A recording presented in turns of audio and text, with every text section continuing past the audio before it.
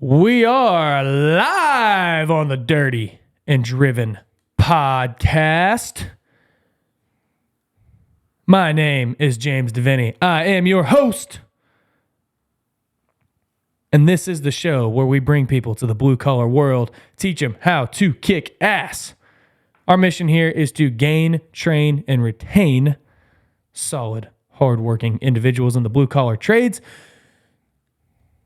And we try to do that by entertain. I'd like to bring in my co-host, the notorious, camera shy, Casey D. How are you? And today is our first ever Tuesday episode being recorded on video. So here we are. Big strides for us. And I'm going to remember to try and hit the camera switcher button on Casey, but I already failed once whenever he said, "How are you?" There we go. I hit it that time. Yeah. Not surprising, man. Yeah, well, I mean, you know, we're figuring this out as we go. We did get these cameras. This is our second episode to record with these cameras. The first one's actually going to come out after this. But, yeah, we're finally trying to be legit so we can market ourselves better and whatnot. James is over all of creative. He takes care of all the sound, all the editing. He makes sure that the camera goes to him. He made sure that the lighting is perfect on his face. He gave me a last second. Oh, yeah, by the way, we got cameras going today. How many times? I bet I could pull up our texts right now and tell you. Not to mention last time I said, I'm going to turn these cameras on, but then Victoria showed up and I didn't want to run it with 3 people for the first time. Well, I should have noticed, or I should have known something was up whenever you walked in without your regular tank top on to record, and you actually had a T-shirt on. Oh, you mean the fact that it's 32 degrees outside and raining and I didn't wear a tank top? Yeah. Wouldn't surprise me you wearing a tank top and them damn shorts that you always wear. Well, I didn't work out this morning, so. Showing off them birds. Yeah, I didn't work out this morning. I did have a question for you. How come, where did the "how are you" come from? How are you? Yeah. It was an old sound clip back when, I always say back when, but back before the internet was really rocking and rolling. You had these sound clips you can get from certain movies from certain actors and actresses. And me and my buddy Big Phillip, old Beefy, the one that's been on a few times, we'd get these sound clips to where you can do Arnold Schwarzenegger sound clips. And that was a sound clip from one of his movies. Oh, okay. You know, another one's Get to the Chopper. Yeah. I figured it had to be a Schwarzenegger thing. Yeah. So, but I didn't know. I'd like to ask you a few questions, and I need you to answer them for me. Who's your daddy, and what does he do? That was another one. What movie is the "how are you" from? Great question on that. Oh. But I figured it's a good opener. So you stuck with it. yeah, kind of steal from other people that you are envious of, I guess. Yeah. Well, it's the old adage of, what is that? Good artists create and great artists steal. That's it. Yeah. So I don't know if I mentioned, but asking me about my closer. Yeah. How'd you come up with your closer? And what is my closer? By God. My old man always said that a by God could be a term of endearment. You know, fuck yeah, no shit. You know, well by God, and I don't think it's G-O-D God. I think it's a G-A-W-D. So Yeah. we're not using that God's name in vain by saying it. Yeah. It's like dog. You know, if you refer to someone as dog, rarely is it D-O-G. Yeah, Yeah. like the dog pound, D-A-W-G. Yeah. Yeah. So yeah, that's always a shout out to my old man whenever we're doing the closer. Yeah. Well, by God. Kind of like bless your heart. Yeah. Yeah, it can be a term of endearment, like, oh, bless your heart, like, I feel so bad for you. But also, bless your heart is Okie for you're a dumbass. Yeah. Yeah. I guess it depends on what context you use it. Yes. Yes. right. It depends on the context. Kind of like aloha can mean hello or goodbye. Yeah. Have you ever heard the opening of some of the Kid Rock concerts? If you've never been to a Kid Rock concert, he used to do it to where they had this real professional guy doing a talking. the word fuck in the English dictionary, the definition of the word fuck in the Webster's dictionary, it can mean many things. It can mean terms of endearment. And then it's probably a 5 or 10 minute long deal opening before Kid Rock comes out. And the guy uses fuck meaning in good context, as an action, as a verb, as a subject, as a this, and he uses it all in sentences like you would in the spelling bee. It's pretty hilarious. So that's the same as the by God. I've seen Kid Rock twice, and he didn't do that. Yeah. But I wish he would have. That would have been cool. Yeah, look it up. He did do whenever he was jokingly running for Senate for Michigan, he did do a full formal election speech. He had a podium up there and everything. It's pretty cool. I bet it was, I think I have a recording of it somewhere because it was pretty funny. I think he could do a lot better than a lot of the ones we got. Maybe. I guess if he didn't, he'd just line up a bunch of gavels or something and blow them up. You know what they say? They said that the ones that are good enough to run for Congress or run for president are smart enough not to run. That's what they say because a lot of people... well, I mean, okay, take for example, like Andy Frisella on his podcast is always talking about like, oh yeah, motherfuckers, if I ran, but like, I don't want to fucking run. He's always saying that because, I mean, the dude makes 7-8 figures a year already. But imagine how much more money he could make if he ran for them special interest groups paying him. Yeah. You know what I mean? But, you know, people like that, yeah, they're not going to run because they're like, my life's pretty fucking awesome right now, and I don't want to do that. Yeah. Yeah. Another thing that Andy Frisella says is, I've been telling you motherfuckers for the last 4 or 5 years, but nobody fucking listens to me. Millions of people listening to his show. Yeah. Yeah. No, he, but I mean, he's made a good point too, is like politicians, you know, back in the day, like there was no money in politics. Like it was like, I don't know if it was no pay or just some pay, but also they didn't have the connections like they have now of, you know, insider trading, you know, before the stock market, like OG, Revolutionary War, colonial era politics. You know, it was like you elected good leaders from your town that they'd leave the farm and go to, at the time, Philadelphia or DC or, you know, wherever the capital was whenever those people ran. But they would go and then they would serve their terms and then they would like hurry back to the farm to make some money because they were fucking broke by the end of their politics career. But so what still should be, there should be term limits and shouldn't really earn hardly any wage. You should be doing out of the goodness of your heart. yeah. Yeah, I mean, that's really, well, that's what it used to be, right? Yeah. You know, people being like, dude, you're a good leader. You really need to represent us. And then being like, I don't want to. I don't want my farm to struggle. And they're like, no, man. Well, we got you. You know, you go do your thing. Unrelated note, you know how like preachers always talk about like, yeah, dude, whenever I'm preaching, I'll preach a sermon on like patience. And then I get stuck in serious traffic and God really tests my patience. Or like I preach a sermon on this or that. And then like the lessons come into their life. Dude, I had that happen on multiple occurrences this week. So the first one, you know how like a couple episodes ago we were talking about like, you know, joke things of, oh, how to like impress your wife, you know, turn the cold water valve off in your sink and, you know, sit under there with your power drill, just making noises like, oh yeah, I'm going to be under here a while, you know, just screwing around. And then you were like, well, that might not be a good one because your valves may not work because they haven't been closed or opened in so long. Yeah.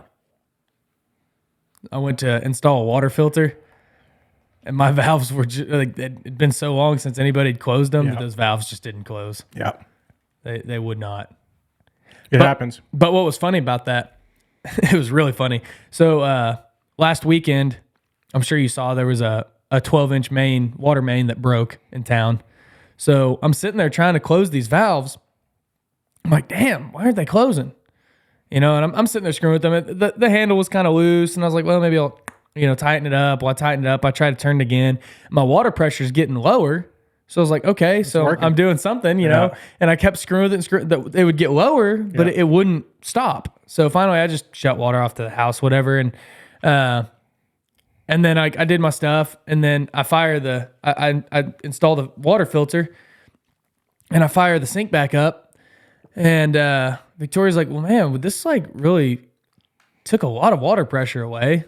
And I was like, yeah, I don't know what's up. I said, I know because the filter is only on the cold water side. It's not, the hot water's still unfiltered. But Right. I was like, well, maybe, I was like, I don't know. I said, even on the hot water side, it's low. I said, the filter has nothing to do with the hot water. I said, maybe these valves aren't, maybe I closed them just a little bit and they're still good. And I don't know. And I just was really, and I spent probably 30, 45 minutes like messing with the water shut off to going into the house, messing with the valves underneath the sink and so on. And then finally Victoria's like, she gets on Facebook. She goes, oh, there's a 12-inch water. She didn't put two and two together on that one. She's just like, did you know there's a 12-inch water main break downtown? I was like, well, that's why we don't have fucking water pressure. That timing was impeccable, man. Yeah. But our shut off valves at our kitchen sink still don't work. So I need to probably replace those. If you do, because you can do it yourself. Yeah. You buy the quarter turns. Yeah. Don't buy like the gate valves that you have to turn. Well, that's what these are supposed to be, these quarter turns. But I turn and turn and turn. I'm trying to get them to do something. Really? Mm-hmm. Well, then the threads on the end with your little screw, it must have just been I think wore out. They're just wore out. They're toast. But quarter turns are more of today's day and age. They're a hell of a lot better. I mean, you literally turn it, whatever it is, 45 degrees, and it's off instead of turning it, multiple times. Yeah. That talking about how to impress the wife with stuff. Remember the one deal that we talked about the heat or the air conditioner ain't working. Yeah. And the trick was to pop the batteries out of your thermostat. Yeah. Well, right before I came here, because it's gotten a lot colder out, my wife tried turning up the thermostat and it wouldn't work. And sure enough, the batteries were dead. But I didn't do it. I can't take claim to it, but the batteries were dead. So I popped off the old face and put in a couple more AAAs. Got the thermostat going again. So my other thing is a couple weeks ago we had Tim Tuoni on here as a guest, and his big thing was you're never too good for a shovel. Never be too good to get out and do things that you once did with your crew or whatever. And I said, yeah, man, yeah. And he was telling a story about like how one day they told all their like normal operators and laborers like, hey, stay home today. There's not much to do. And then a bunch of material was being delivered that they didn't know was coming that day or whatever. So it was like rock was being delivered to their site, had to be spread. So he goes, there's all the, brass out there, the project managers and the foremans and the superintendents out there laying fabric and getting it on grade and spreading rock and all that and getting it down. Well, I was like, yeah, dude, you can never be too good for a shovel. And sure enough, man, we had an operator that he's moving, so he had to leave, and we're kind of shorthanded right now, just kind of going into the winter, stuff like that. It's like, we don't necessarily want to hire anybody or anything. Well, everybody else is a little green, and they're getting trained up to run the roller and stuff like that. Well, fuck, dude. I'm our new roller operator for a little while. Hell yeah, man. Yeah. How did that feel? It was good. It's good to have a break from estimating. And Have you ever done the old roller before? so on an asphalt crew, there's like 3 rollers. Mm-hmm. There's breakdown, which is the one that goes right behind the machine, and then you have typically your rubber tire behind it, and it helps get densities and stuff like that. And then behind that is your finish roller. Finish, yeah. So the finish roller, I've done that a lot, and that's just taking lines out. It's probably the most important one as far as making everything look good and keeping it smooth, but it's probably the easiest too. Yeah. So I've done that a lot, and I've been on the rubber tire, which I hate the rubber tire. It's just a pain in the ass. But this is my first time on breakdown, which is the one where you're trying to get all the density. So it's the most important as far as practical, making sure the road's compacted. So it was a fun change. I liked it. We worked. I got the full asphalt crew experience that I haven't had in a couple of years of sitting out there. We got a rain delay. It was Friday. It was the first day I did it, and got a rain delay. So we were going to start at 7:30, and we started at 10:30. And then I get out to the job at 10:30, and the asphalt plant hadn't broke down, but it was all the material was so wet that it plugged up. And then By the time they got everything plugged up or unplugged and ready to go where he could run again, he was running super slow because it had to dry all the materials it's going through. So we didn't start laying until about 2, and it's getting dark around 6:30 right now, and so we didn't get off the road until 7.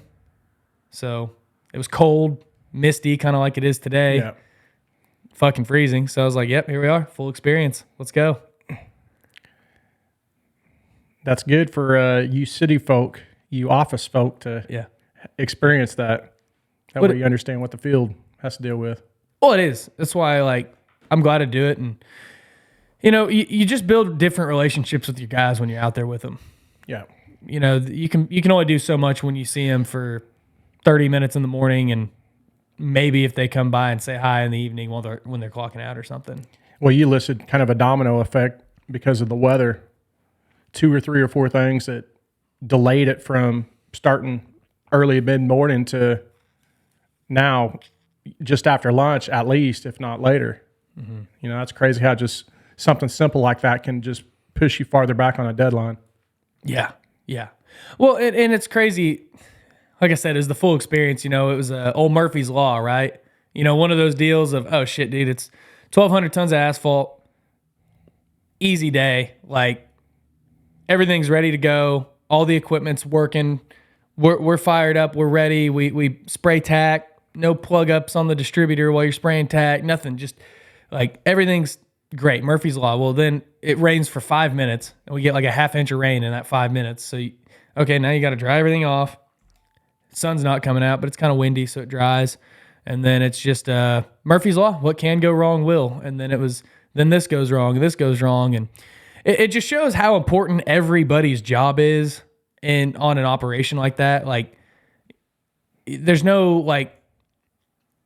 whenever it comes to an asphalt crew, everybody's critical path. Because if one piece is wrong, then everybody stops. If the plant's broke down, the crew's broke down. If the crew's broke down, you got trucks sitting at the plant waiting. It's just a total domino effect. One thing goes wrong and everybody's shut down. So you have so many moving pieces and parts that can go wrong. And so if it does, then you're screwed. So got that full experience. And it was cold. I did something new recently. Yeah? I worked on a Gulfstream 4 jet engine. Damn. Yeah, I don't know a lot about them. I'm learning, but it's a Rolls-Royce Tay engine on a G4 Gulfstream. Were you using certified wrenches? No, but I was using some pretty cool tools. Learned a lot. And I learned also that, hey, these bolts that you take out here, if we can't find that one, we can just go to Ace Hardware and get another one. You can't do that with aircraft bolts. Because those things are, dude, it's down to the exact bolt, to their high tempered, the whole, it's legit shit. But whose jet was it? The company that moved in out there at the hangar. Oh, it was just a company jet? Yeah, and I'm not quite sure what they want to do with it, but one thing that we did do with it is we did a bore scope. I learned all about this stuff. We did a bore scope on the engine. It's I think it's a 3-stage engine. Is that like a colonoscopy? Yeah, it's literally the same type of deal. But if you look at the manual on how to do it and stuff, it tells you what to remove, how to go in, around, behind, and look at the fan blades and look for any type of cracks or wear, or if there was a bird strike or any shit like that. And this is some pretty legit neat shit, man. So it was something new, I mean, why were you working on a G4 engine? Well, I've been trying to do more practice what I preach lately. If I see something, I'm always first to raise my hand. Hey, if you ever need any help, let me know. And I literally do that out in public. And every time I've done that, people have taken me up on me offering up my services. Yeah, being eager to work opens a lot of doors. And you never know which door, because if you have options, you never know which door you might end up being. That might be your next path to getting to wherever you want to be. Mm-hmm. So this hangar out here. It used to be a hangar that I flew out of whenever Conoco owned it. And my mom lived in Houston. I would fortunately get to fly on the Conoco shuttle and go visit her whenever there wasn't any, when the corporate jet wasn't full. I'd be able to fly down to Houston and visit my mom and fly back. Well, now this same hangar is owned by a different company, and the people that moved in, I was fortunate enough to meet them and stuff. And I've kind of not been so much their maintenance man, handyman, but I've kind of been their kind of go-to guy here in town. If they ever needed help, well, they needed help on doing this bore scope and some other stuff on this one jet that they got out there. And I said, hell yeah, dude, I'll help you, because I'm interested in something new. And so that's what I've been doing recently in my spare time. So, okay, I got a couple follow-up questions on that. One, was it was it a paid deal, or were you just like, oh, I'll just come out? It's a paid deal. I'm getting paid, but honestly, I mean, they can hear this too. I don't have to get paid. It's a very interesting deal, but fortunately, I'm getting paid for it too. Yeah. Well, that's what I was wondering. I didn't know if it's just one of those deals of like, man, I'm just going to come and learn and soak this up, because it's. I mean, like if you told me like, hey man, you want to come hang out and I'm working on a G4, I'd be like, shit yeah, dude, I'll come hang out. Yeah. Like I'll help you. Like that's just neat. But and then my other question is like, I mean, obviously you're all for going after these opportunities, opening doors, going down these avenues. Do you ever feel like you get too broad in this stuff, or do you just like to where you're getting so spread thin in your knowledge and in your stuff where you're like you can't chase all the rabbit holes, or is it just one of those deals where you're just living life for the experience? I think both, but like for working on the jet engine part, that's helping a very specific task. Now, am I going to become an aircraft mechanic?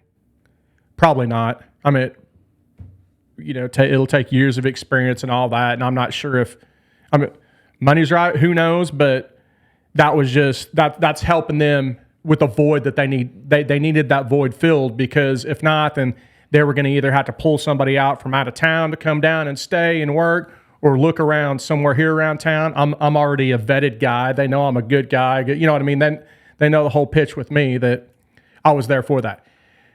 But also there's a lot of other stuff that I'm doing out there to help them out, aside from just on the engine part. It's a huge ass hangar. It's a huge building. It's a huge footprint out there that stuff needs to get done. Yeah. So I figure, give a little here to get a lot on the other end. So. Yeah. So what does the inside of a G4 look like? I mean, I've never been inside a private jet, never like just stepped in one, never. I mean, I've seen pictures of like, influencers and shit like that, people who post pictures on, Instagram. Yeah, and all I think this is my experience. I think the G4s are the older. I think they came out maybe in the mid to late 80s. I could be wrong. And they were that model for 15, 20 years. Then, you got the G5s and G6s. But it's you got your single aisle going down, and I think there's just seats on each side, going down the whole stretch. Like, is it made just to be like a regular old passenger company jet? Not like yes. It's not like a rich person, you see they've got like, big reclining seats and a table, and like, it's made for like five, you could seat it to sit 10, 15 people. I don't know how many, but like you could seat it like that, or you could seat it to fit 5 people and just. And that's it. Now, I think that's the way with a lot of jets. Like I said, dude, I don't know shit, but I think a lot of jets, you can get them decked out any which way you want. Mm-hmm. Either a 20, you can do 20 seats with no tables and stuff, or you could do 8 seats with all recliners with tables and the amenities. So yeah. Okay, that makes sense. Yeah, so this one just had seats. Yeah, this is just standard. Yeah, that's neat though. But it's cool, man. I mean, we had it out on the tarmac, and they were test firing the engines and stuff, and trying to get everything going up, and learned all about GPUs and APUs, all types of shit. You got your ground power units that you hook up to the jet. That way you don't have to fire up the jet engines themselves. The ground power units can pretty much fire up all the electronics and shit. Then your APUs, a lot of times, it's the auxiliary power units, which they're on every jet or every plane, and they're in the tail part of the plane.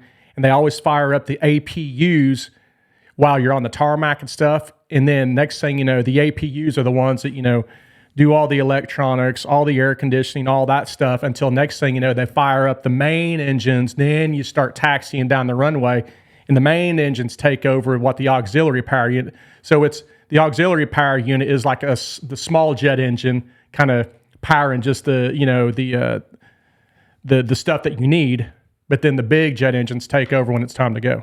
So whenever this thing gets up and running, are we going to go on a test drive and then take some really cool dirty and driven videos? Man. Like, hey man, dirty and driven company jet, check us out. And it's just like us being like doing like a really obnoxious influencer video, and we're just on somebody else's jet. Yeah. I don't think that happened with this, man. Yeah, maybe. Need experience though, man. Plant a seed. Get us in there. I'm gonna come in there and take pictures, just the videos. Just tell them that we need to shoot a video. Yeah. We don't even have to get in the air. Let's just sit in the jet and be like, do you want to learn how to make millions of dollars in your construction company overnight? Yeah. You can buy our program for 18 low payments of $997. So yeah, dude, I don't think you can use your standard Ace Hardware bolts and stuff on jet. And if you lose a bolt on your jet engine, you can't just go down there. And you probably could, but that'll probably be the first failure, of the chain of events. That's interesting. So like, I mean, I'm sure on the interior it's probably different, but like what amazes me is down to the last thing they think about weight distribution, all that, like the ice cubes, like on a commercial, how they have the holes in them, like the dimples. Mm-hmm. That's for weight and efficiency of the ice, I guess. Right. So it's like they think about all that shit. I'm sure down to the bolt, and like you said, it's probably special material, lightweight, and I'm sure every last piece of those is detailed thoroughly. Dude, there's spots all over like this jet that have things sticking out on it, and it's stainless looking, and there's probably I know I sound dumb here, 6 or 8 of them all over the airplane that stick out obvious from the airplane, and it says danger, hot, do not touch. And of course, why do I ask? Hey, what would happen if I touch that? And a lot of them are de-icers and shit. Oh yeah. And literally, they're so instantaneous that if they detect any type of ice or whatever, it'll superheat that area to melt the ice. And there's been a ton of guys that have leaned up against or accidentally touched them, and it'll just burn the fuck out of you if you touch them. I mean, it's that instantaneous.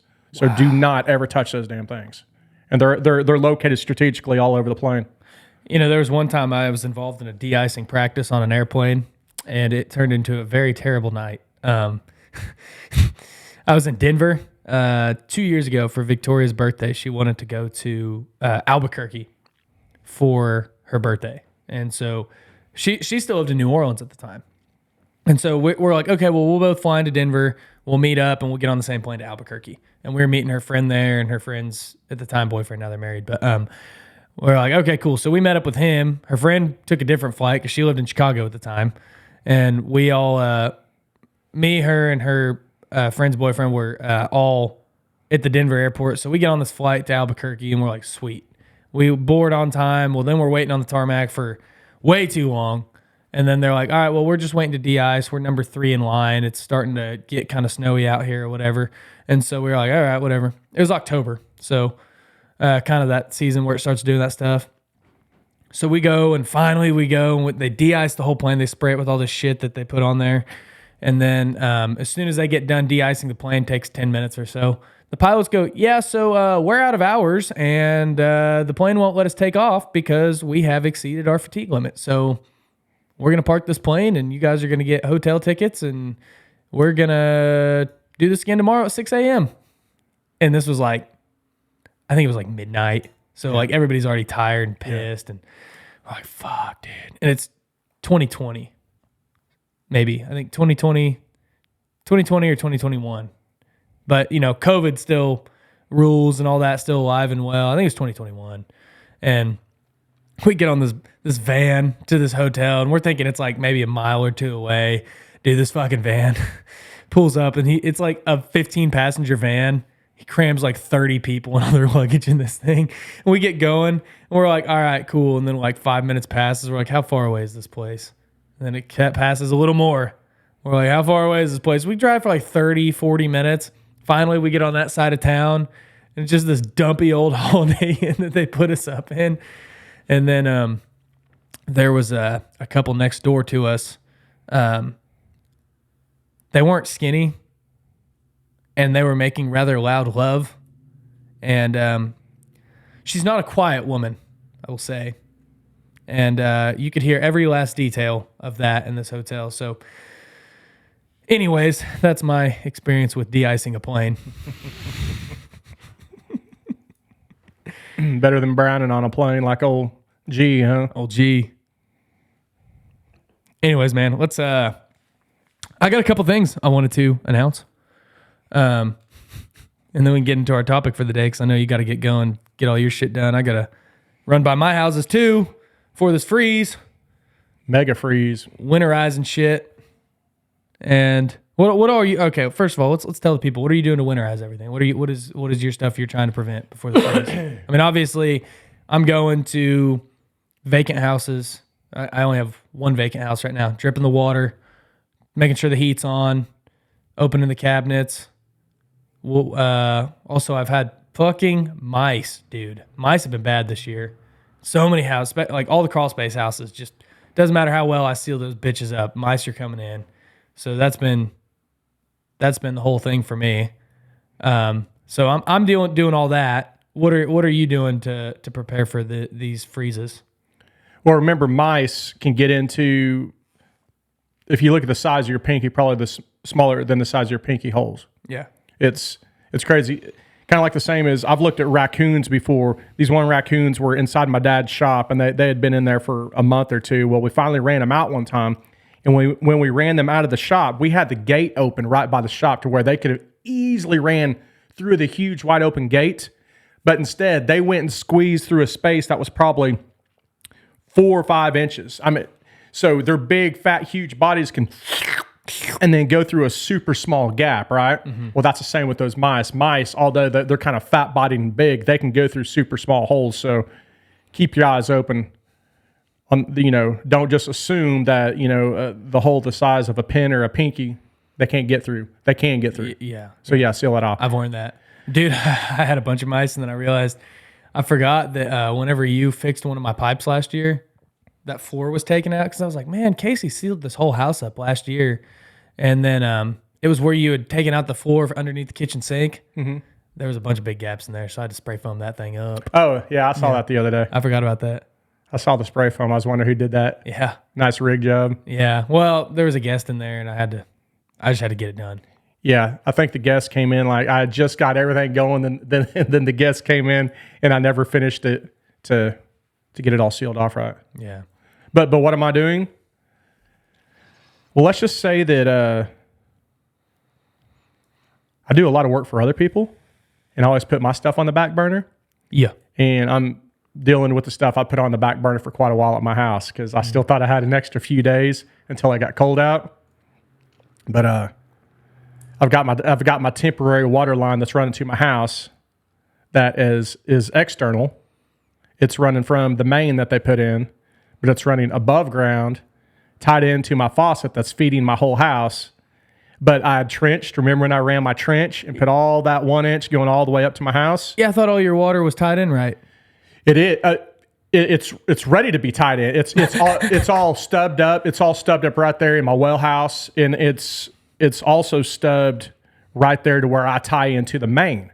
But I've had it temporary this whole time, and I still thought I had an extra week or so. Oh. And then they came out literally last night and changed it from only being 32 degrees to these next 2 nights being around 26 or so with freeze warnings.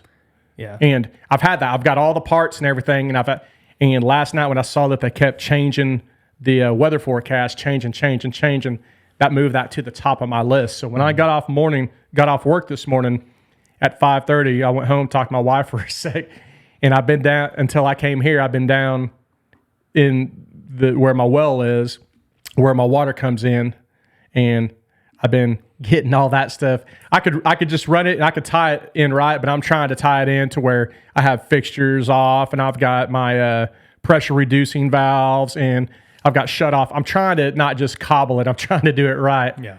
But I'm running out of time. Mm-hmm. Yeah, I was gonna say because you've been talking about that project for a while. Well, and remember also kind of what started this thing. Whenever my water lines busted underneath my slab. Yeah. and I reran the new lines up in the attic. They're all ran good up in the attic. But the kicker is when I ran them on top of my floor joist that's above my insulation. But now my water lines that are running in my attic right now are not insulated, meaning there's not insulation or there's not foam wrapped around my lines that are in my attic right now. And it's going to get down to 26 degrees for the next 2 days. Yeah. Meaning, along with getting that above ground line, terminated and, get the one that's in the ground going, I've got to crawl up in my attic and cover up all that shit too before it freezes. So. Sheesh, man. Yeah, and I got to go to work here in 5 hours. Buzzer beater. You know what I mean? But I'm here recording the podcast. You know what I mean? Yeah. Hey, that's dedication because there's priorities. Yeah, this is the top of the list. And see, I figured when I rescheduled it for 3, that you would have put us top of priority instead of band practice at 3 or 4 priority, right? You know what I mean? But who gave? I gave. I sucked it up. I came in. If you would have said 3 is the only time I have, I didn't know. I mean, I didn't know you were doing all that. Communication here. If you'd have said... We might be not only dripping the faucets tonight at my house, it might be going full bore.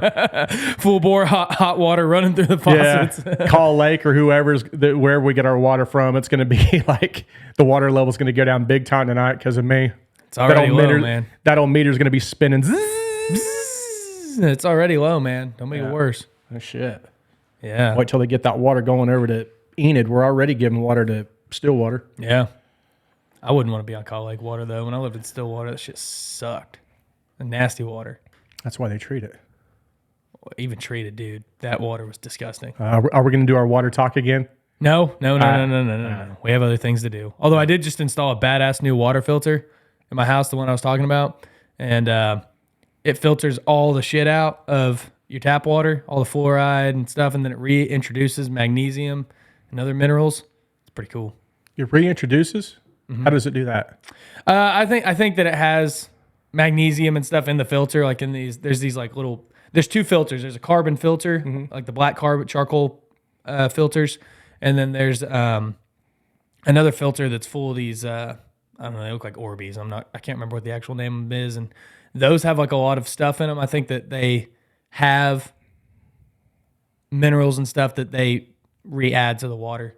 So I still drink my water from the spring, but this is a good backup. Or like I don't fill my coffee pot and stuff up like that with my spring water, just because that's a lot of fucking water. And so I figure it's getting boiled, so it's probably a little better anyways. But this is at least for that, and my coffee tastes a lot better now. Or if I run out of my spring water, it's a good backup. And I feed it to the animals or give it to the animals and stuff too, because I always want my animals to be healthy. Well, speaking of backup, that's like with my water line that I'm tying in here. I'm also having the capability to, if the water off of the rural water district that I'm getting should ever go down, like the water main break or something happen, then I can isolate that. And then I can open up off of my well and still have well water to my house and stuff. Yeah, you'd have both. So, yeah, I have a bypass valve to where I can do either or. So, yeah, I remember you saying that. That's a good option to have, man. Yeah, and so that's a really where. Good option. And then also with this World War III shit going on, I'm also wanting to, on my wellhead, it's a 6-inch wellhead. I'm also wanting to put in a hand pump option. Should the power ever go out and I don't, my generator ain't working, any of that stuff, I still like the capability to be able to do the old ding, ding, ding, ding, and just hand pump water up from the well. Well, because if your electricity's out, you have no water, right? I would still have water off of the rural water district. Right, but because hopefully well. they have power to pressure up pumps to keep pressure on my house, right? Yeah. But like whenever we lost power, was whenever you had no water because a while back earlier, whenever your water line shit first was going on. I remember that because you had no water. I had no water because I wasn't on the rural water district that constantly has pressure. Yeah. I was on my well water, and my well water runs off of 220 volt. And since I was without electricity, my well pump wouldn't pump. Hence, it'd be nice to have that hand pump option. Yeah. Should, when Armageddon happens, I'd still be able to. Well, dude, that'd be good because water's the most important. I always keep a pretty good supply of water on hand. Like like if I go to the spring, I'm filling up 10 to 12 jugs. Yeah. I've got plenty of water. Right. And that's because one, it's a really far ways away to get that water. It's an hour drive one way. So, and then you got to do it. So make it worth your trip. Right. But, the other thing too is just natural disaster strikes, water main breaks. I mean, hell, let's say that 12-inch water line broke and, thankfully to these blue collar guys, and I posted a video about these guys because I really am that appreciative of them. But by the way, water mains only break on Friday evenings. Yeah, or holidays. Or holidays. Yeah. Or a foot of snow. That's when they break, period. Well, there's never a good time. Remember, just like you say, road construction, it's never a good time. But here's the thing, and let's say they didn't get it back up and running in time. Then you have water. I mean, at least in jugs. I mean, enough to get you through for a day or two. Like people think like people always be like, "Oh, you're a prepper." Blah blah. I'm like, no, I'm not. I have a small amount of food to last a couple days and a small amount of water to last a couple days. Or even, I probably usually have enough to last a couple weeks just because, again, I go so far to get that good water that I really like. And it's more of a tornado rips through. Power's out for a week, water main breaks, and you don't have water for 2 days, stuff like that. Or, I mean, you hear about cities that they have a break somewhere that infiltrates their water supply, and then now the whole city's under boil warning, but here you still have fresh water to do stuff. Now, I've heard the saying too, the water is life. I don't know what that means, but I heard water is life. I don't know. Well, how did they came up with we're that? 80% water, 90% water, whatever. But So that explains why we get electrocuted so easily, yes, because we're a good conduit for electricity to go through. You see where I'm going with that? yeah. A couple things I wanted to say, and then we'll move on to our topic this time for real. We're 40 minutes in, man. You said hour. Deep. Let's go. 15-minute topic. Here we go. First of all, merch up on our website. If you want a t-shirt, if you want to buy stickers in bulk, the free sticker offer is still out there, okay? If you want a free sticker, you DM us, you send us an email, you send us a text, or, I mean, hell, whatever. However you can get a hold of us, just send us the word sticker, and then we'll start that conversation for getting you a free sticker mailed anywhere in the world. I don't care where in the world it goes. But if you want, like, several stickers, like if you're like, hey man, I want, I got 2-3 guys on my crew, I want a couple stickers. I don't mind doing that. I really don't, for free. I mean, that's our best advertising right there, sending these stickers. If you want, one guy's like, hey, can I get 100 stickers?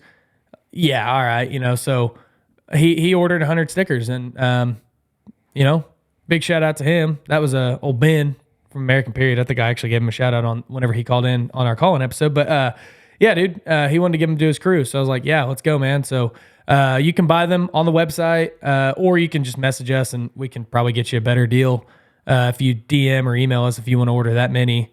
But anyways, that's how that works. There's a small chance that if you're in one of them deep interconnected tunnels in the Gaza Strip, we might not be able to get you the Dirty and Driven stickers. That might be a little rough. We'll try. We will slap an international stamp on it and send it. Yeah, but that's a tough area. Yeah. But that really is dependent on the Israeli mailing system.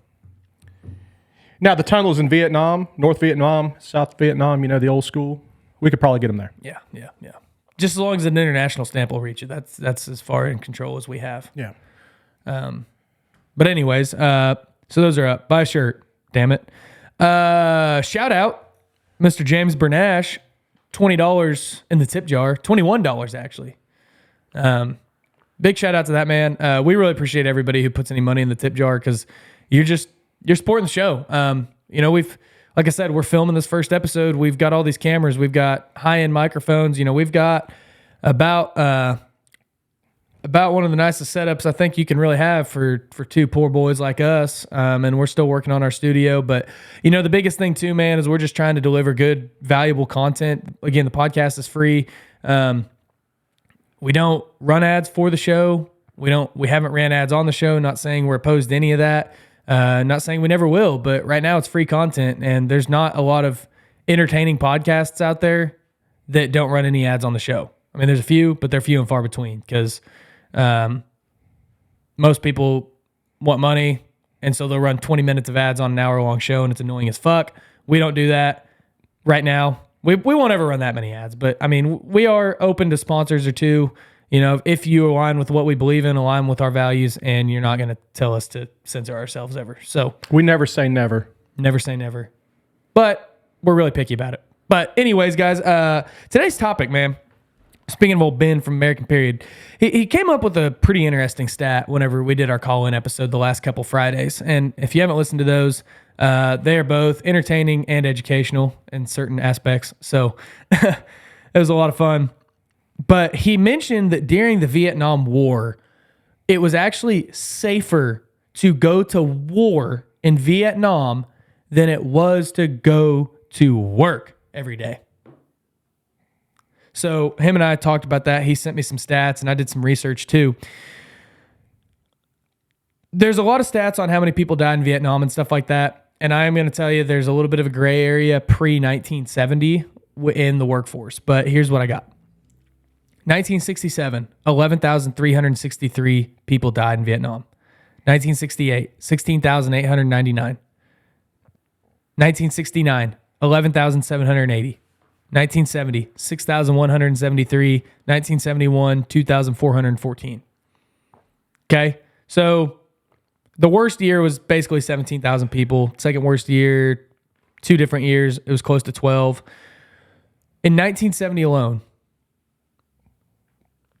take a wild guess to how many people died in the workforce. 8,000. 14,000. So the worst year of Vietnam was 1968, and there was 16,899. 1970 is really the only good year that they had, and it was an estimate, but that included mining, construction, and manufacturing. They said manufacturing pretty much only counted for a very small fraction of those. They said it was predominantly the mining and construction industry where that 14,000 died. And so what I think is interesting about that is I had an 8th grade teacher who told me, obviously I wasn't around during Vietnam, and like I didn't have parents or grandparents who fought in Vietnam. But I had an 8th grade history teacher who told me, he said, man, during Vietnam, he said, we were all afraid we were going to get drafted and go to Vietnam and die. And he said, I had a friend who got drafted. He went to the bar, got drunk as hell the night before he shipped off to boot camp because he knew he was going to go to Vietnam and die. And he did. He went and died in Vietnam. Everybody was scared of, whenever I get drafted, and I'm probably going to die in Vietnam. And you just talk to people from that era, and that was a real fear because people were dying in droves over there. But on the home front, very similar numbers. And actually, for most of those years, more people were dying in the workforce than they were in Vietnam. Well, I'd like to know that, it sucks either way for both. I can't imagine being drafted if we'd ever have to go back to the draft. I mean, I just can't imagine that. But it sucks on both fronts, whether it's war or that. But I'd like to know the percentages because you've got millions and millions and millions of workforce in the construction, mining, whatever industry. Then you got deaths. I'd like to know what percentages of deaths for everybody in the workforce compared to those people that were fighting in the war that lost their lives. Yeah, and I don't know how many people were in Vietnam. I mean, I get where he got I get that there was more people. I get that, but you got to look at the volume of people in the workforce. Yeah. Well, and I agree with you on that. I'm just saying, like, you look at such an alarming time in history, whenever people are going, oh shit, people are dying. Yeah. And it's similar per year. I mean, it sucks. And this isn't a comparison of going to work is more dangerous than going to war. It's just saying similar numbers of people were dying at work that they were. I mean, that's such a volatile time in history that people worldwide and people were dying here at work. And, causes of that, I don't know. I mean, was some of that because a lot of the skilled guys were going to Vietnam?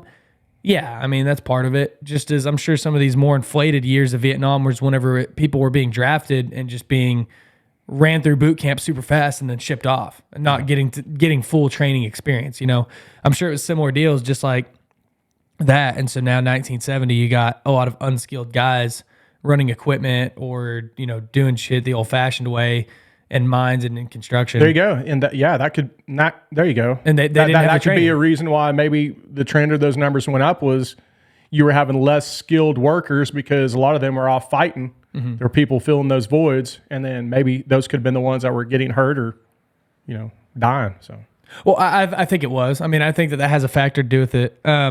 So OSHA came around in 1970.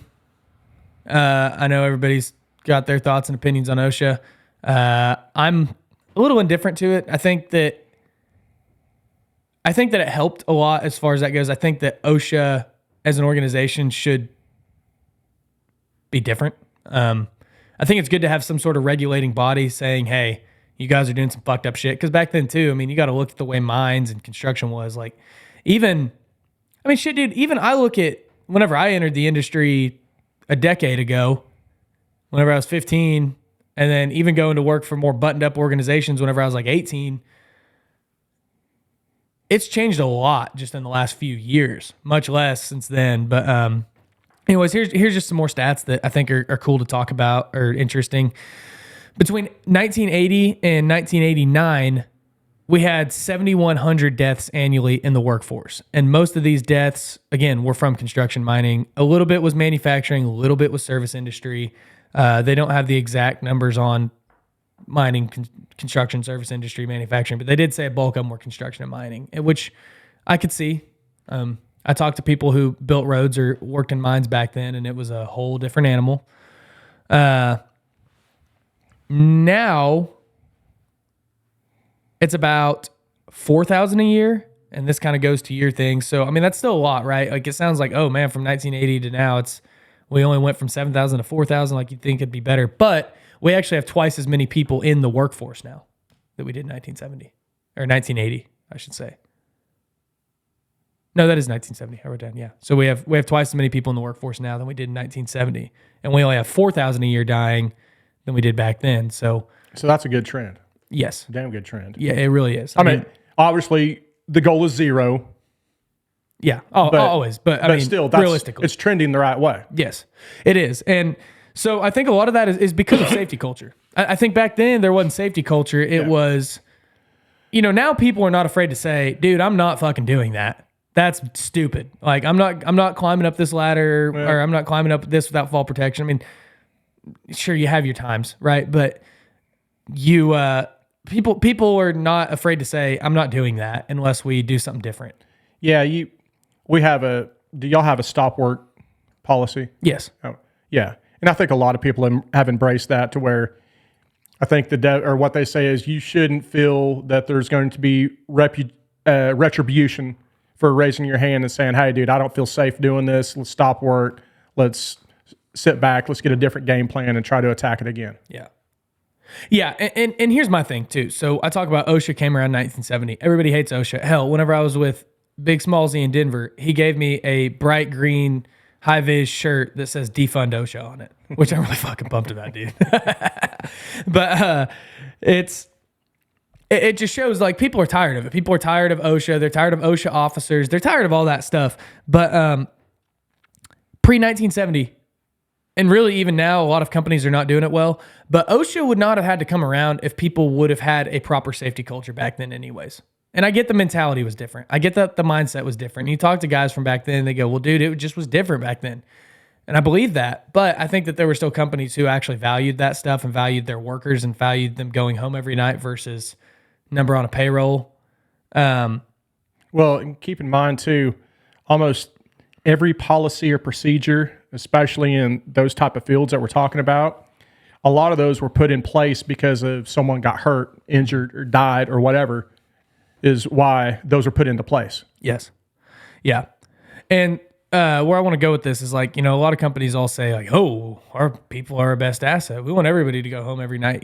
They give that lip service, right? Some people even have their quote unquote core values and they're like, oh, our core values are safety and on time and under budget. They're not really core values. They're more just saying, like, hey, we're a contractor, we're doing our job or trying to. But one thing that Ben told me whenever him and I were talking, and dude, I need to just have him on for his own episode because he's a very smart guy, was He said whenever owners, managers, anything like that, whenever owners get involved in safety, it's no longer safety. It is leadership. It's just ingraining it in the culture and saying this is how we're going to do things. This is the way it's going to be. And you have to establish that culture to truly develop a safe company. Yeah, a lot of times you don't see the safety guys until something happens, then they show up. Yeah. And on that too, I just wanted to talk about like something he touched on was like in our calls, he said, man, whenever he said I had a guy that was struggling with some stuff mentally and you could just tell he was off, and he didn't write him up and be like, dude, where's your head at? Or like, dude, you just go home for 3 days. You're acting like a fool. He's like, man, I took the guy to lunch. I drove around with him. He said it's easier to talk when you're driving around than it is. I thought that was a great example. Yes. Great example. Yes. Because like you said, you're one-on-one inside of a vehicle, or like he said, one-on-one inside of a vehicle. It's not like you're sitting across from a table and it's uncomfortable. And I think he might have mentioned that the guy might have been looking out the window, but he was talking to him. He was still having that conversation that might have been uncomfortable. That's just a great strategy to find out what's ticking behind somebody. Yes, dude. I mean, it's just so laid back and easy, and you're like, all right, cool, And at lunch, you can just talk and just bullshit. Even if you don't talk about the issue at hand, it's just somebody showing that you give a fuck about the guy. And I actually took away some good stuff from that phone call, because I'm going to try to be more forthcoming with just asking how someone's doing, whether it's at work or just out in public. Just to, just that little, how are you doing might change somebody's day for the good. Yeah. Well, okay. Think about it like this too. What if we, as leaders in the industry, even if you're not like a manager, a boss, anything like that, you're just a guy in the field. You're just a regular worker. Anybody can do this. I don't care who you are. Anybody can do this. If you just have the mentality of, I want my people, I want the people around me, I want my crew, I want everybody on this job site or that works for this company, I want them to go home safely, and I want them to work safely and efficiently, comfortably, and go home unharmed to their families tonight. That'd be a lot better mentality than, well, we got to do it this way because we'll get a fucking OSHA violation. And here a lot of people say that. They're like, well, we can't do that. That's an OSHA violation. But dude, you can't think of it like, I want to avoid getting a ticket. You have to think of it as, hey brother, I want you to go home tonight. And that's how you got to look at it. Even if, and I know people joke about it sometimes too. It's like, oh dude, let me do this. We all do cowboy shit from time to time, right? I mean, I do. I mean, everybody does. Everybody gets in a trench that's a little too deep for just, I got to do this real super quick. Or everybody gets on a ladder that's not secured properly, or they climb up something super fast, or they use a grinder without a proper guard on it, stuff like that. We all do some cowboy shit from time to time, but that can't be the norm, right? Like, you have to be conscientious and aware of like, all right, I know that this is super dangerous, and you have to have a heightened sense of awareness when you're doing that kind of stuff. But either way, you have to have that mentality of, could this possibly kill the person that's doing it? Yeah. Now, if it's a deal of you're making a quick cut with a grinder that doesn't have a proper guard on it, and you're like, okay, there's no real clear and present danger. Yes, it's an OSHA violation, but like, we're going to do it one and done. I mean, I don't know. There's a gray area in that conversation. I don't know if I want to open that can of worms. Have you seen the pictures of the videos of the people who chucked up a grinding disc in a grinder, and the disc wasn't rated for the RPMs of the grinder? So you put in a disc, it might be rated for X amount of revolutions per minute. And the grinder that you're doing is a more high-powered grinder. So let's say this is a perfect disc. You don't have a guard on it, or you're not wearing your face mask also for double protection. And and the centrifugal force of that thing going so fast, the disc flew apart, and it's literally went into dudes' heads or necks and killed the dudes. Yeah. Dude, I was using a grinder this morning while I was working on my water lines, and it has a little guard on it. It ain't a high power. It's just a little battery-operated one. But right there, I didn't have my safety glasses on, So this could be a quick little cut. I was cutting some aluminum, this would be real. And what happens is 99 times out of 100, I probably ain't going to get shit flying in my eye. Yeah. You know what I mean? But It's the one time. if I go back there and fire it up this one time, when I leave here, sure enough, that little piece of shit's going to fly in my eyes. So you need to remind yourself to wear the proper PPE and be careful. You know? You do, yeah. Well, I mean, safety comes from safety. Doesn't matter. Like PPE is great. You know, all right, hard hat, safety glasses, vests, all that stuff's great, but it's really the last resort for safety. I mean, safety is about your mentality, right? Like if you go into that and you're like, okay, I know that this isn't right. I know that this isn't good, but I seriously have no other option than to do this right now.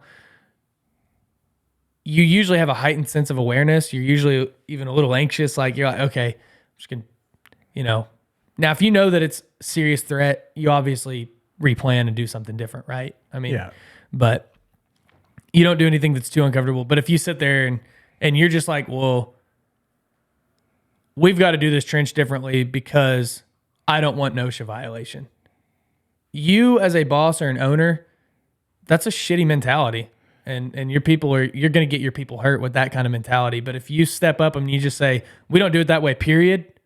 We're going to do it the right way. We have to do it the right way. Because I want all of you going home tonight and you explain to your people the importance of that, because a lot of people don't even understand the dangers they're getting into. Yeah, that goes back to your leadership. Yeah. You have to explain the danger. I've mentioned that to guys out at work before, because one of the biggest we get paid to do what we do, and a lot of times it's not. It's very seldom do we put ourselves in these situations, but when we do, it's a high risk deal. And one thing that we do is we get inside of scraper traps, not get inside of them, but we have scraper traps that we do pigging, launching, and receiving pipeline pigs. And the kicker is we need to drain down these traps. We need to isolate them and drain down, get rid of all the pressure. Well, that's like one of the riskiest things that we do. Well, we need to lock, tag, and try. We need to make sure we notify the control center to make sure that the motor-operated valves can't open remotely. We need to do all of these steps and everything in place and make sure that there's zero energy on it before we even open this trap lid. But the kicker is, in the past, there's been times where maybe those steps weren't followed. And I've talked with the guys at work, and I said, hey, man, okay, let's say do it for your job, maybe, or do it for the other guy. Okay, if anything, dude, just do it for yourself. Who cares about your damn job? Who cares if you, dude, just do it for yourself, because if you don't dot all these I's and cross these T's and make sure you do all these steps safely before you open this door on this trap, dude, that could be your life, man. So if anything, just do it for you. I mean, do these right steps for you, man. The same as doing the trench boxes, you know, the slope and the benching, you know, when you're, dude, I've seen pictures out where I work. This shows you how far along safety has come. It was the late 80s to early 90s. Like I could tell just by the trucks. They were like F-150s like my dad had. It was a 1991 F-150. And they were in our yard, and our yard is real congested out at work. It's got a ton of underground pipes, a ton of electrical conduit, a ton. These holes in the ground with all of this conduit was at least 10 or 15, probably a good 10 foot down. There's guys down there almost like undercut. It's to where you have dirt going down and it's almost undercut. And there's these guys down in the ground with their foam mesh hats on, and they're down there just working with no trench boxes, no sloping, no nothing. And this is back in the late 80s or early 90s. And that was the norm back then. Wow. Nowadays, you couldn't be on a job site whatsoever like that. I mean, imagine all the slough and the shit that could have fallen in and caved in on those guys back then. Yeah. So the standards with OSHA and all that shit have come a long way since then. Yeah, they have. And that's where, like, you know, a regulatory body is good to have, just set standards and run studies and say, hey, this is actually really dangerous and this is killing people, and somebody to document that stuff to know where the holes in our industry are. Now, I know that people get annoyed with OSHA, and OSHA can be ridiculous, and they don't always want to work with you. They're just trying to write you tickets because that's how a lot of inspectors, a lot of federal people, anybody who has a little bit of power, kind of a badge and a gun kind of thing, you know, they like to throw it around here and there. Kind of like you and Biggie Smalls talking about the Colorado DOT. Yeah, I mean, you get some people like that. Like, I have a buddy who's a city inspector, and he's a really good one, and he's been on the show before, and he's great. And I've asked him before, dude, okay, you're good at your job. Like, you don't write people tickets. You work with people. You don't work against people. Now, he was an operator for many years, so he's done the field work. He's done the field side. But you get a lot of people who are, whether they be inspectors or whether they be cops or whether they be some sort of federal agent. And like my buddy was telling me about a health inspector at a restaurant he worked at, stuff like that. There's people who have that mentality of, I don't know if it's a little big dog syndrome. I don't know if it was just like this guy was a nerd in high school and always got picked on, and now he's shoving it right back at people.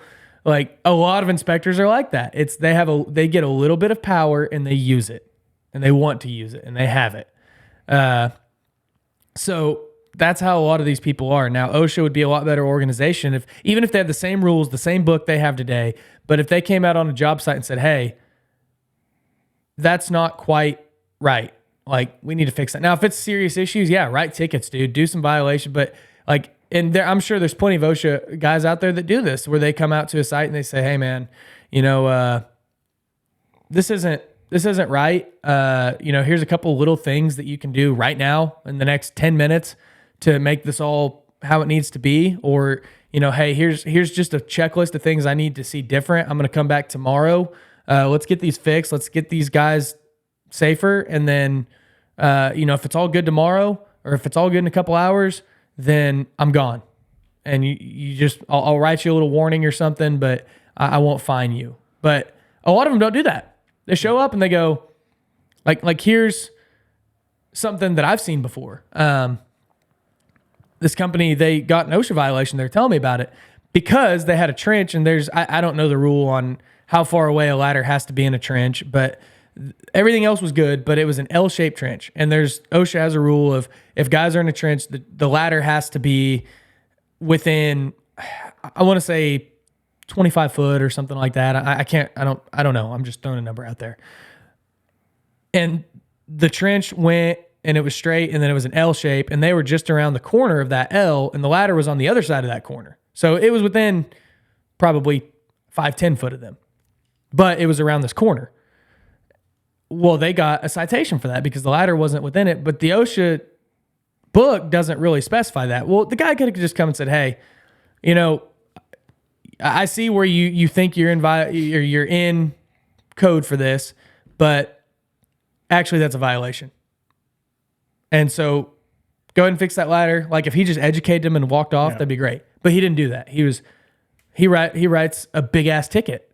Yeah. And it's like, everything else is perfect. Everything else is to code. Everything else is to standard. And again, the spec book, and they fought it, and I don't know how the fight ended up for them, but they fought it because they're like, it doesn't specify. And so I don't know. It's just one of those things. If they worked with the contractors, it'd be a lot safer industry, and people would have a lot more respect for them. And I would like to think that they do.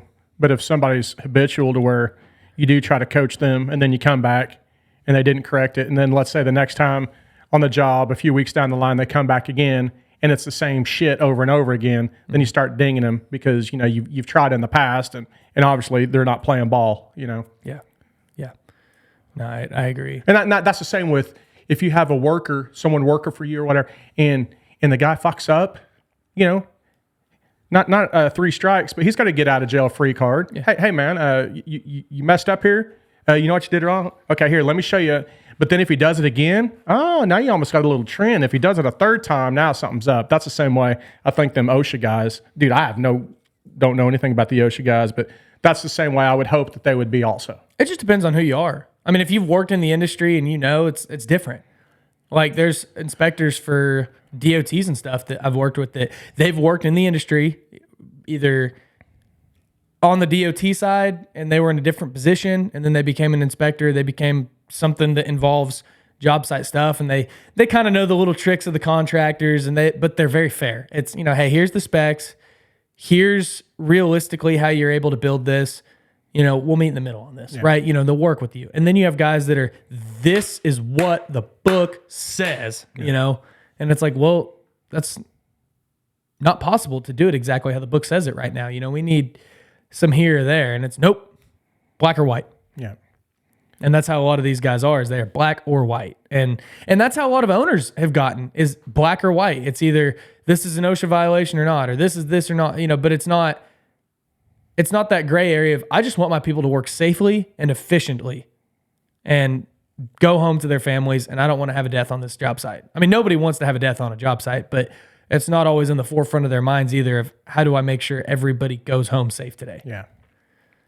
So, yeah, that's kind of the moral of the story, man, is if you want to have a true safety culture and you truly want your people to take safety seriously, it starts at the top. Just like any other cultural change you want to have. If you want to have a solid, badass culture, then it starts at the top. It starts with the leader, and it's a top-down thing. So whether you own the company or you have management position, or even if you're a laborer, man, you can change the culture of the people directly around you. Lead by example. Yeah. And don't, hopefully people aren't afraid to raise their hand if they don't feel safe. Pull the old safety card. Yeah. Pull it, man.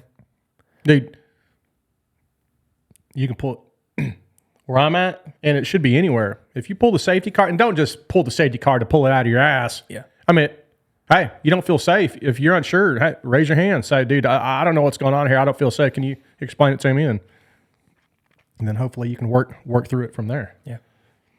And thankfully, I've had people do that where I work. They're, I'm not safe. Because, again, if you're in that position where somebody's putting you in an unsafe position, this is where you have to educate yourself, too, on what's safe and what's not safe. Like, if you're, especially, we have a lot of young kids listening to this. I say young kids as if they're not just 5 years younger than me or something, but, 18, 19, 20 years old. And like whenever I was 18, 19, 20 years old, I had that bravado of like, oh yeah, dude, the deeper the trench, the better. Let's go, blah, blah, blah. Like you're down to do some cowboy shit because you think it's badass and you think it makes you look tough, but it makes you look like a fucking idiot. And I had to learn that lesson, it makes you look like a fucking idiot. So, learn and educate yourself, especially if the company you're working for is not educating it to you, because to them, it might just be common sense and they're not relaying that to you. You have to educate yourself on what is safe and what's not safe. And you have to really figure that out. And that's where following good people on social media might teach you that, stuff like that. Because I've seen pictures, like not too long ago, there was a picture going around of a guy. He was in a trench that was probably 10 foot deep with no shoring, no trench boxes, nothing. And he posted a picture and he's like laying pipe with the most badass crew around. And it's like, this guy probably doesn't even know that how big of a danger that is. Like he's just in there setting pipe in a trench 10 feet and he's 6 feet. And you're like, dude, that's horrible. Like, yeah. I get it. And guys have told me, oh man, dude, I've had to jump in there super fast and do it and get out. And it's like, but these are the guys that are running the shit too. They're not sending their laborer who doesn't know what he's doing down there. He's like, I know this is bad. I know it's not good, but fuck it. I've just got to do this super fast and get out of there. Now, again, should you do that? Theoretically, no. But everybody does cowboy shit from time to time. And you shouldn't post about it. You shouldn't talk about it. You shouldn't be on social media like, oh yeah, look at what I did. You should just leave it at that. Not let other people know it's okay and not give them permission to do it, because it's not okay. But sometimes we do things that aren't okay, right? But yeah. And that cowboy shit, you remember 99 times out of 100, nothing's ever going to happen. But it's that one time. Yeah. It's going to get you. Yeah. But that's just where you got to educate yourself too on, is this actually dangerous? Like, I mean, it's just a dangerous line of work, man. You got big equipment. You got traffic running next to you. You got things going on. I mean, even if you're a fucking carpenter, dude, you never know what can fall on you. You never know what can fucking pierce your shoe on the ground. I mean, you just don't know. I got shot in the love handle with a nail gun one time, a framing gun. No kidding. Yeah, dude. We were hanging a header inside of a United grocery store down in Purcell, Oklahoma, and I was on the left side holding it up, and I had my framing gun in my nail bag, and the guy over there, he had his framing gun out, and he was toenailing inside to a stud in this header, which toenail, he couldn't quite get the the framing gun in there. And right once the safety went back on the nose of that gun, he was probably about 10 foot away, and we both were on 6 foot ladders. I looked and I could see the barrel. I could almost see the nail. I could see the barrel of the gun kind of looking at me. And I was like, no, dude, there's no. And I turned my head, and right once he pulled the trigger, because remember, I'm holding the header up inside of a grocery store while people are shopping. And right once he pulled the trigger, it skipped. It didn't go in the stud. It skipped off of the header and hit me right here on my right love hand. Dude, it went into my love handle. The 16 penny nail did. And I'm like, oh shit. And he goes, what? I go, just fucking toenail it, dude. And sure enough, he nailed it. He goes, what's going on? And I ended up toenailing my side in. And then next thing you know, I went down and I had to pull out. The nail only went in about 3/4 of an inch into my fat on my love handle that I had to pull out. Yeah, dude. Oh, that sucks, dude. Yeah. It could happen to anyone. Yeah, it can. Yeah. Yeah, that's just where you got to be extra conscientious, right? And dude, I got into a sketchy situation one time whenever I was, I don't even know if I was 18. I think I just turned 18. And I was working for a building contractor, and we were demoing this like mechanical room wall. It was like, I don't remember exactly what we were doing, but there was this wall. It was a cinder block wall, and I was inside the mechanical room. I think there was some just empty space between this wall and the other wall, and they were wanting to make this mechanical room a little bit bigger for whatever reason. And we quickie saw it around, and then we're hitting it with a sledgehammer, and then this guy goes, well, hey, stand over here and watch for blah blah blah. Or I think he was having me do dust suppression or something, and I was doing dust suppression, and I don't remember exactly what I was doing. Well, anyways, he's on the other side of the fucking wall with a sledgehammer, and I'm on this side of the wall that he's busting out that's been cut, and he's not trying to knock it towards me. And dude, thank God, because he told me to do it, and he was more senior guy, so I listened to him. He told me to stand there and do some shit while he was hammering on that side. And an electrician walked by, didn't even work for the same company. And he goes, get the fuck out of there right now. And I was like, well, he told me to be here. He's the boss. I don't give a fuck who he is. You get the fuck out of there, because that's going to fall and that's going to fucking crush your ass. And I was like, okay. He's like, I'm overriding him, man. He said, that's not cool. He said, y'all ought to think about that. And I get out from that room, and as soon as I get out, he's in the other room, and I don't know if he heard the electrician rip my ass or not, but he hits that wall, that final blow with that sledgehammer, and all those cinder blocks come tumbling down. Like, now I would look at that and go, well, this is really fucking stupid. But when you're 18, you just, and somebody tells you to do something, you just listen, right? You don't know better. And yeah, dude, it would have seriously injured me. Yeah. I mean, there's a lot of cinder blocks, if not killed me. So you just never know, man. So sometimes you got to speak up, because people just, either somebody else doesn't see your perspective. Like that guy, I don't think he intentionally put me in harm's way. He just didn't necessarily think it through all the way. And me being young and impressionable and stupid, I kind of thought this doesn't seem like a good idea, but I mean, he knows more than I do. He's been doing this a long time. And I should have just stuck to my gut intuition of, this is a dumb idea. And thankfully, by the grace of God, somebody else was walking by and said, hey, no. Yeah. I think that guy probably intentionally shot me in the love handle, because I was an asshole then, just like I'm an asshole now. So yeah, not much has changed, huh? No. Yeah. Well, man, we're 15, so let's wrap this thing up. We're bad at sticking to 1 hour. I know you got your water line to do. The rain looks like it died down on you. And also I need to winterize my one sprayer that I got in my truck.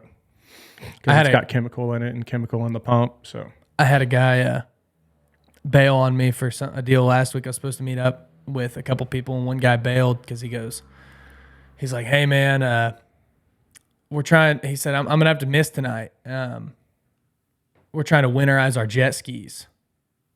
And he was like doing it. This is at like 10 a.m. He's like, we're trying to winterize our jet skis, and my sister left the key on, so the batteries are dead in them, and we got to put them on a battery charger, so I'm not going to be able to make it tonight. I was like, the fuck kind of excuse is that? I don't think it'd take much to winterize a jet ski. It doesn't. So, anyways, if you need an excuse to get out of something, just say you got to winterize something. Yeah. Yeah. Freeze is coming. I got to winterize this stuff. So, all right, guys. Well, you got any final thoughts? That's it, man. Here we go. Cool. All right, guys. As always, be sure to give us a follow on social media. If you like the show, give us a 5-star review. Those really help. You guys have been really good about giving 5-star reviews. If you haven't given one, just note that really helps us grow, gets us in the algorithms and whatnot. Give us a written review if you can. We really like reading those. There's been some great ones on there, and we could use some more. But yeah, 5-star review on your favorite streaming platform. Share it to your Instagram story, your Facebook, whatever.